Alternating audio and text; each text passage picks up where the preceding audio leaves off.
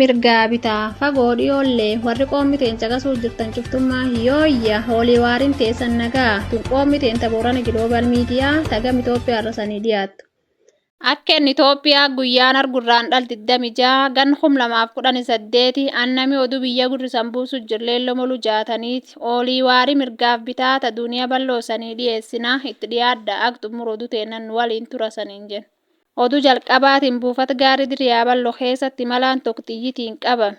Guyyaa har'aa imalaan tokko yaaballoo irra gar konsoo deemu yoo dhufu soqiinstas waardiyaan buufata gaarii taasifteen xiyyiti hilaashii lakkoofsaan 112 qabamte. Shakkamaaf xiyyitii illeen qorannoof gar buufata poolisii diriyaa balloo geeffamanii jiru. Oduu itti aantuun godin boorana fulaakka akka sagantaan aadaaf mi'aadaa agarsiisan akkuma itti fufee jira.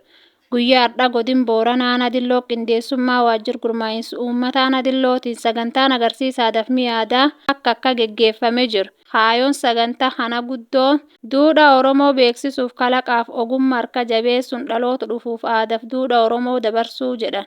Agarsiisa kanarratti wanni akka mi'aadaa, wayaa aadaa, nyaata aadaa, sirba goba, geerarsa, walaloof kan fakkaatan hirmaattotaaf dhiyaatanii jiru. Oduu dhibiin boordiin filannoo biyyoolessaa guyyaa galmeen filattoota jalqabe beeksise. Akka boordiin filannoo biyyoolessaa beeksisetti filannoon Itoophiyaa marsa torbaffaa hancaamsa 24 geggeeffamu. Galmeen filattoota gurraandhala 28 gan 2018 irra jalqabe fuula cufaattiin geggeeffamaa jedhan.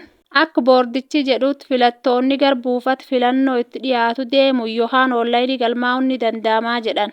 Daa'imtuu biraatiin waraanni giddugalil boruu karaa akkaatiin rakkoon dhufuu jira jedhan.